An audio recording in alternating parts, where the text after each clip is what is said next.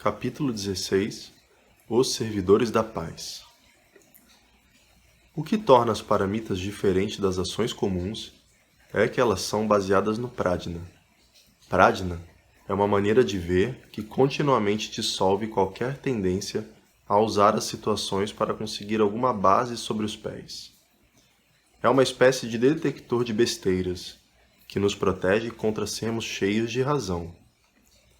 Suponha que existe um lugar aonde poderíamos ir para aprender a arte da paz.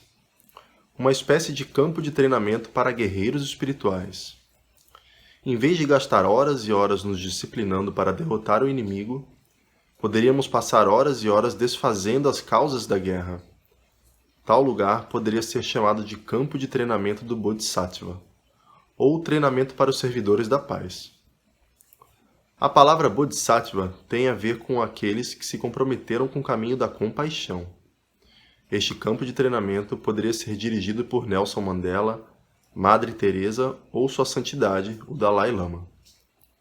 Mais provavelmente seria dirigido por pessoas que nem conhecemos e de quem nunca ouviríamos falar. Apenas os homens e as mulheres comuns de toda parte do mundo que dedicam sua vida a ajudar os outros a se livrarem da dor. Os métodos ensinados no treinamento do Bodhisattva poderiam incluir a prática da meditação e Tonglen. Poderiam também incluir as 6 paramitas, as 6 atividades dos servidores da paz. A palavra paramita significa ir a outra margem. Essas ações são como um bote que usamos para atravessar o rio do samsara. As paramitas são também chamadas de ações transcendentes, porque são baseadas em dar um passo além das noções convencionais de virtude e não virtude.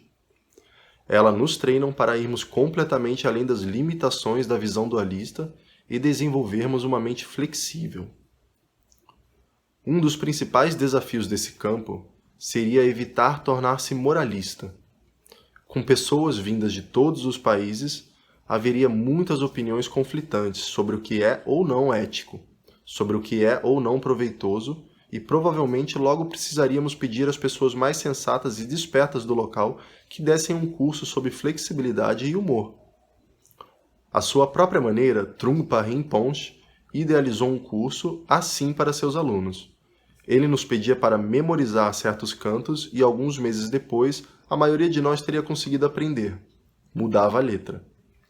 Ele nos ensinava determinados rituais e queria que praticássemos com muita precisão. Quando estávamos quase começando a criticar aqueles que erravam ao praticá-los, ele nos ensinava os rituais de forma totalmente diferente. Mandava imprimir lindos manuais com todos os procedimentos corretos, mas de modo geral eles já estavam desatualizados antes mesmo de serem publicados. Após anos desse tipo de treinamento, começa-se a desistir de ter controle. Se as instruções de hoje são para colocarmos tudo do lado direito, fazemos isso tão impecavelmente quanto possível. E se amanhã as instruções são para colocar tudo do lado esquerdo, nós as cumprimos com todo o coração. A ideia de que existe uma única maneira correta como que se dissolve em névoa. Meditação e Tonglen são métodos bastante testados para treinar a mente rígida na habilidade de adaptar-se e deixar fluir. As 6 paramitas complementam essas práticas e trazem o treinamento para todas as atividades de nossa vida. Elas tornam os meios para transformar tudo o que fazemos em uma maneira de viver a arte da paz. O que torna as paramitas diferentes das ações comuns é que elas são baseadas no Prajna. Prajna é uma maneira de ver que continuamente dissolve qualquer tendência a usar situações para conseguir alguma base sobre os pés. É uma espécie de detector de besteiras que nos protege contra sermos cheios de razão. E quando estamos sendo treinados na arte da paz, não nos fazem qualquer promessa de que já temos boas intenções. Tudo vai dar certo. Na verdade, não há nenhuma promessa de qualquer tipo de realização.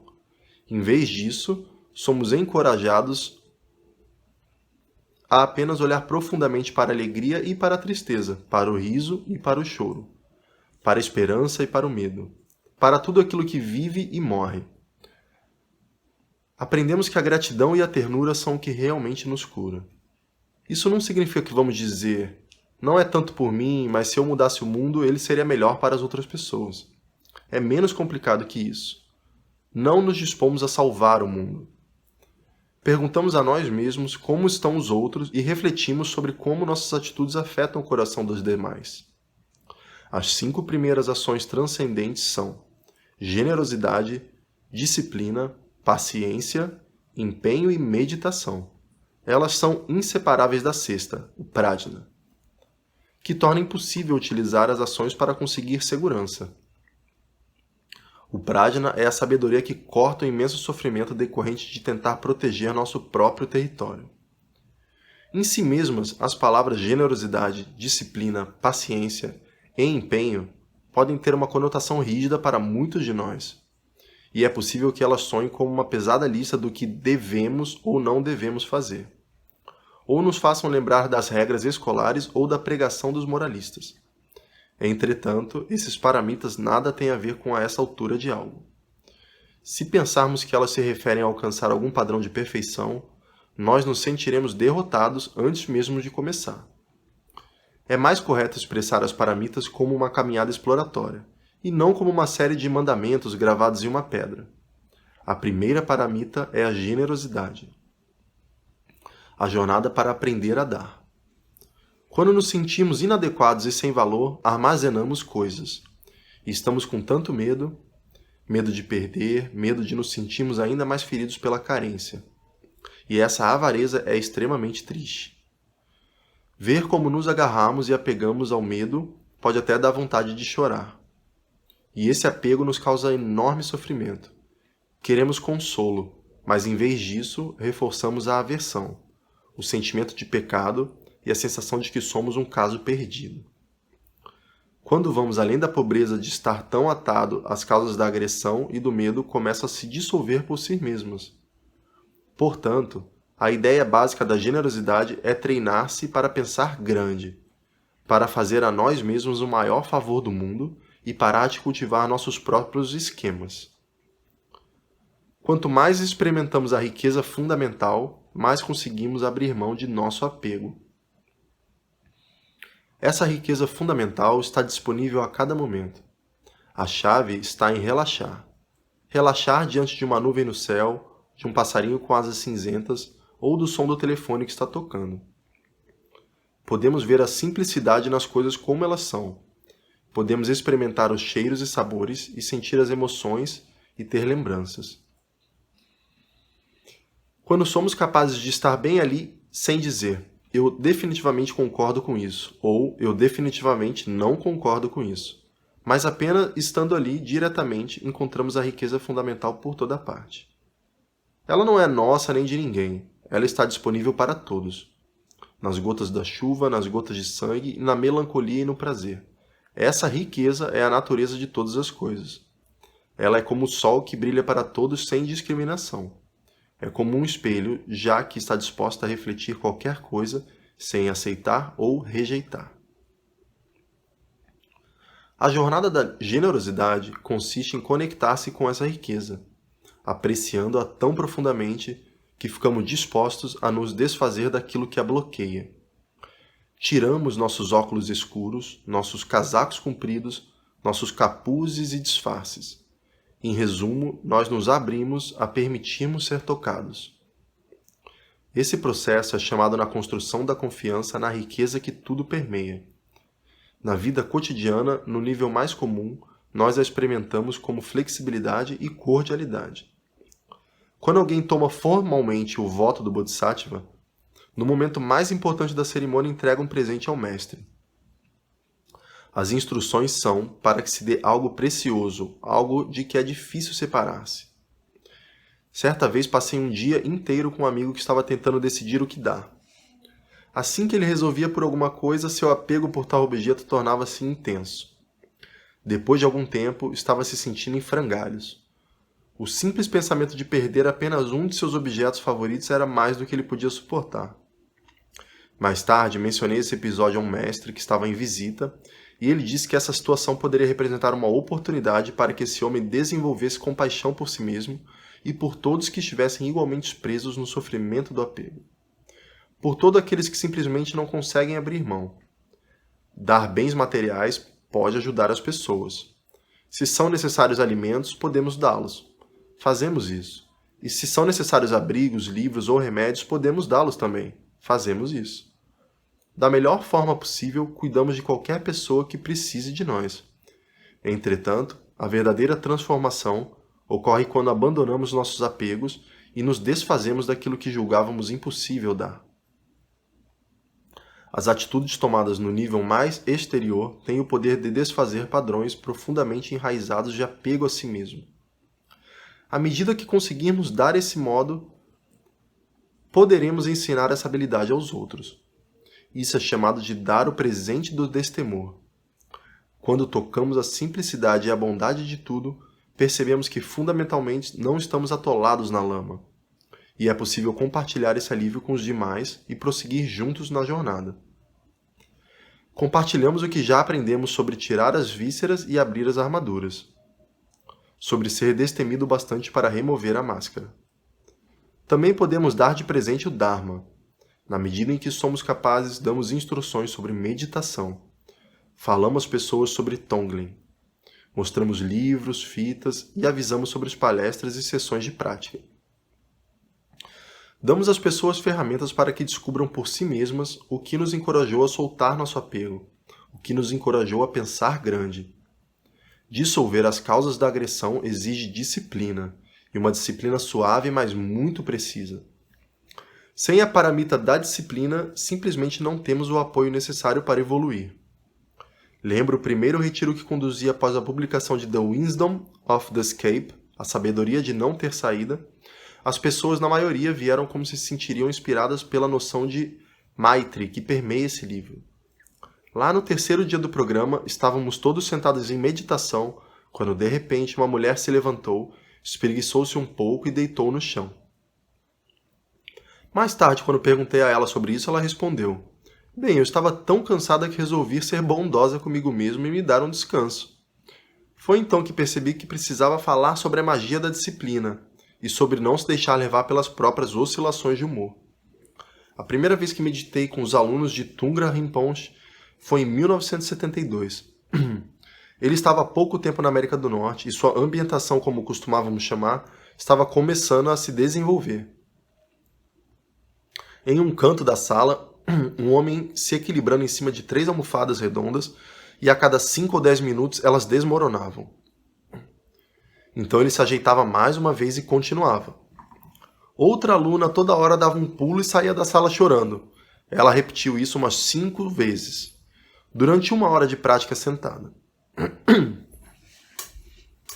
Quando iniciamos a meditação em movimento, havia tantas maneiras excêntricas e diferentes de praticá-la, quanto o número de pessoas na sala. Um arqueava muito os joelhos e caminhava como se estivesse flutuando no espaço. Outro andava para trás. O conjunto era engraçado e nos distraía muito. Porém, depois disso, Rinpoche lentamente começou a introduzir uma forma padrão de meditação e as coisas se acalmaram bastante. Não disciplinamos o que é mal ou o que está errado em nós. Disciplinamos qualquer forma de fuga potencial da realidade.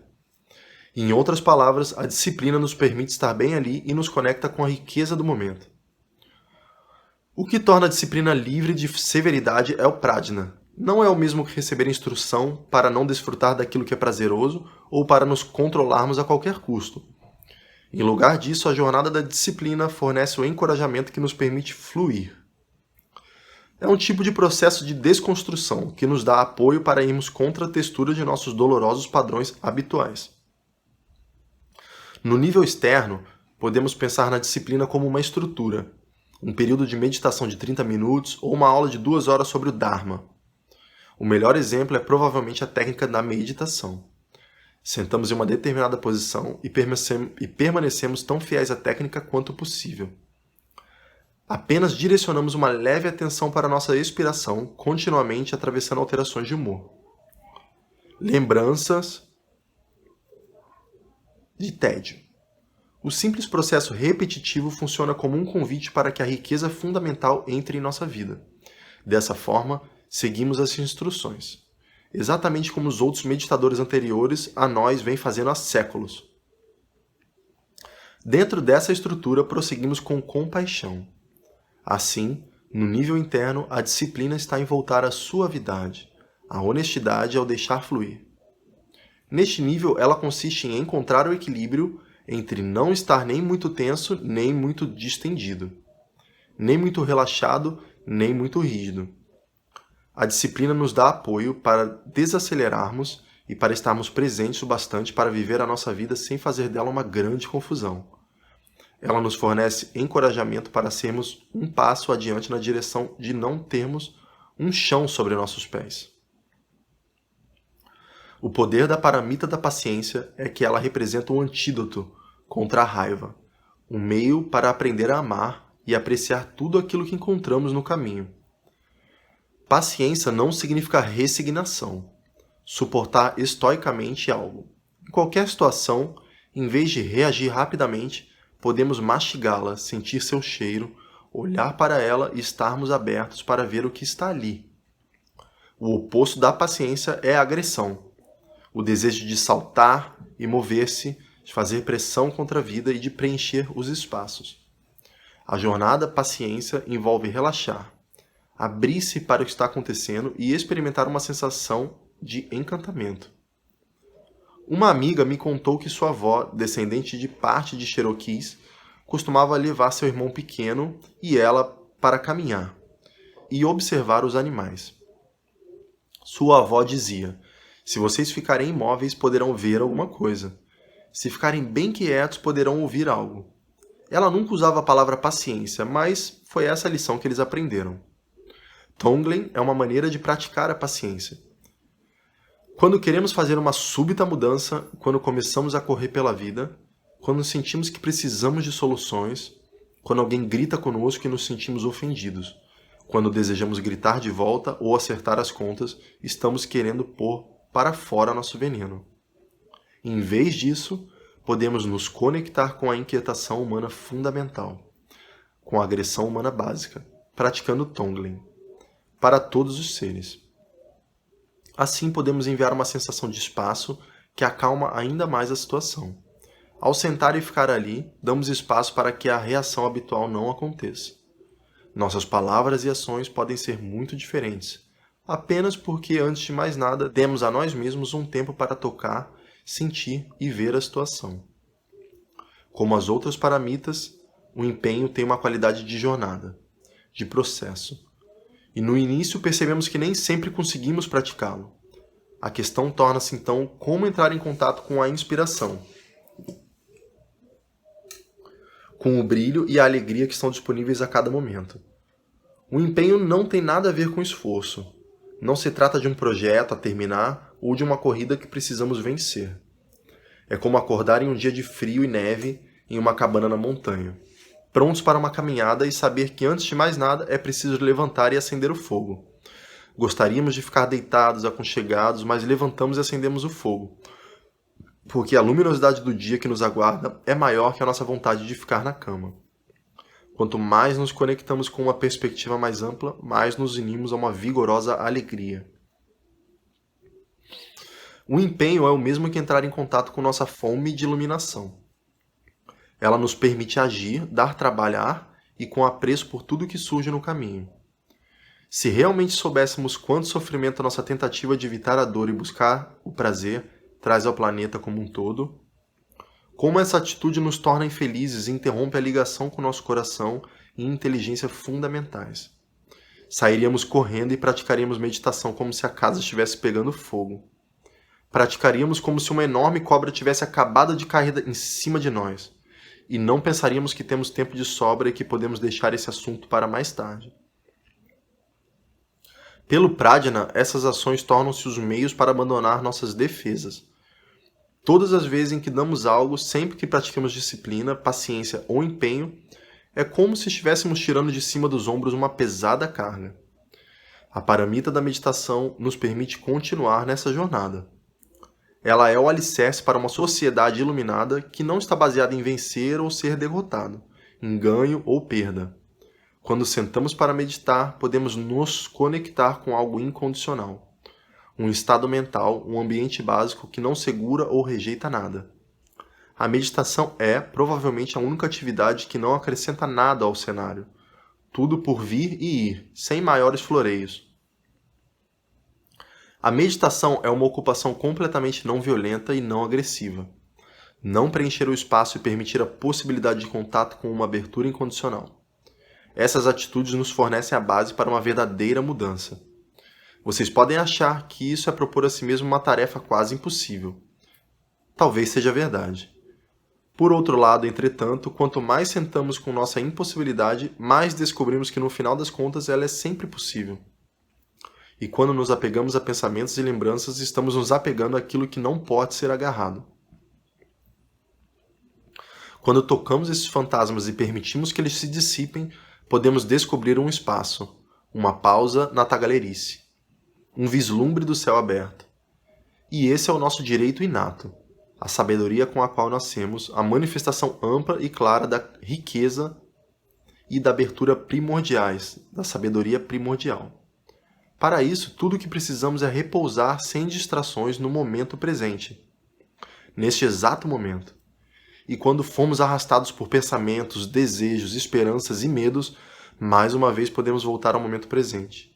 Estamos aqui, e é como se o vento nos carregasse e o próprio vento nos trouxesse de volta.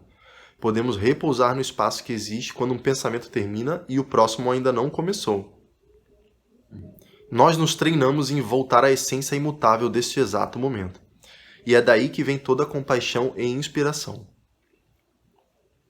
A sexta paramita é o Prajna, aquilo que transforma todas as ações em ouro. Disse que as 5 paramitas podem nos dar pontos de referência, mas o Prajna corta tudo isso. O Prajna nos transforma em desabrigados. Não temos nenhum lar, e por isso podemos finalmente relaxar. Não há mais luta, já não é preciso morder, já não é preciso tomar partido. Às vezes sentimos uma enorme saudade de nossos velhos hábitos, e quando trabalhamos com generosidade, percebemos nossa nostalgia pelo desejo de apegar-se. Quando trabalhamos com a disciplina, podemos observar como queremos pular fora e não nos conectarmos de jeito algum. À medida que trabalhamos com a paciência, descobrimos nossa vontade de acelerar. E quando praticamos o empenho, percebemos nossa preguiça. Com a meditação, vemos nossa discursividade sem fim, nossa inquietação e nossa atitude de pouco me importa. Portanto, simplesmente deixamos que essa nostalgia exista, sabendo que todos os seres humanos sentem o mesmo. Existe um lugar para a nostalgia, assim como existe um espaço para tudo neste caminho. Ano após ano, simplesmente continuarmos a retirar a armadura e a seguirmos adiante no caminho de desistir e de ter alguma base. Esse é o treinamento do Bodhisattva, o treinamento dos servidores da paz. O mundo precisa de pessoas treinadas assim, de políticos bodhisattvas, policiais bodhisattvas, pais bodhisattvas, motoristas de ônibus bodhisattvas, bodhisattvas atendendo no banco e no supermercado. Somos necessários em todos os níveis da sociedade. Somos necessários para transformar nossas mentes e ações, para o bem dos demais e para o futuro do mundo.